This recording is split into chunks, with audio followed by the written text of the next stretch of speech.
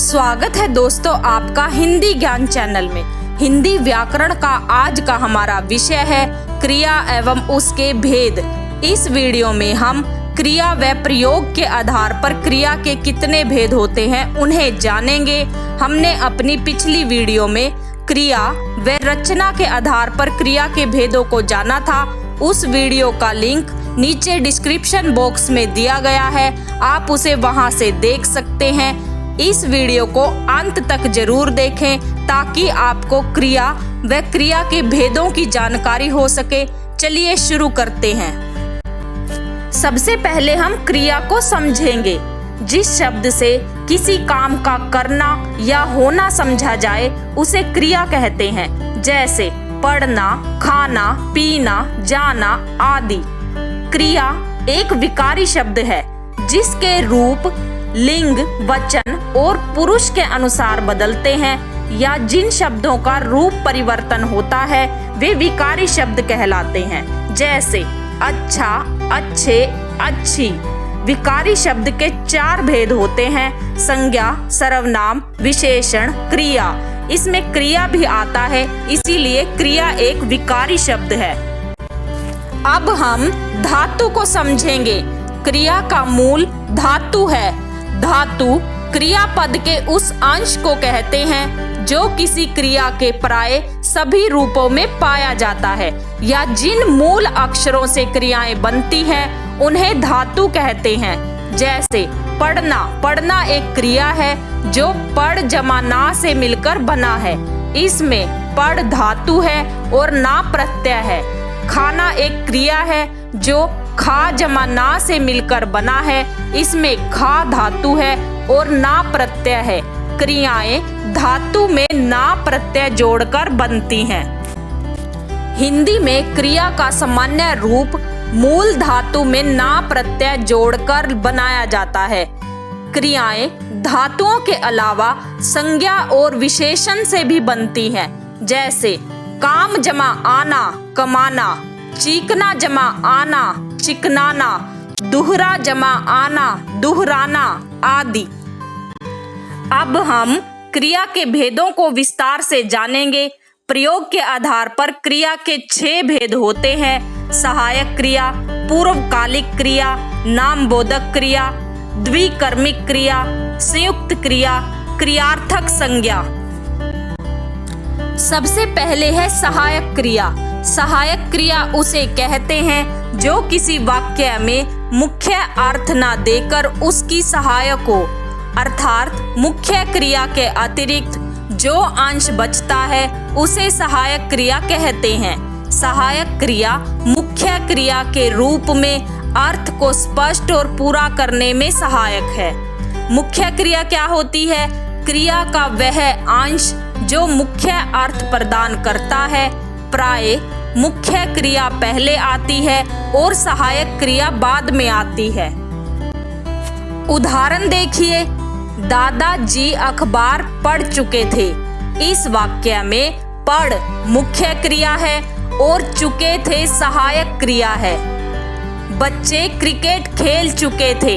इस वाक्य में खेल मुख्य क्रिया है और चुके थे सहायक क्रिया है। मुख्य क्रिया पहले आती है और सहायक क्रिया बाद में आती है। दूसरा है पूर्वकालिक क्रिया। जब कर्ता एक क्रिया समाप्त कर उसी क्षण दूसरी क्रिया में प्रवृत्त होता है तब पहली क्रिया पूर्वकालिक कहलाती है।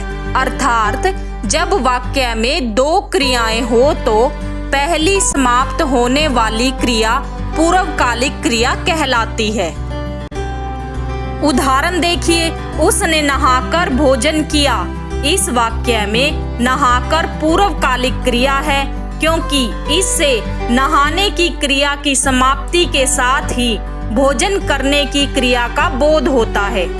राम भोजन करके सो गया। इस वाक्य में भोजन पूर्वकालिक क्रिया है, वह भोजन करके सो गया। तीसरा है नामबोधक क्रिया। संज्ञा अथवा विशेषण के साथ क्रिया जोड़ने से जो संयुक्त क्रिया बनती है उसे नामबोधक क्रिया कहते हैं। जैसे संज्ञा प्लस क्रिया बराबर नामबोधक क्रिया।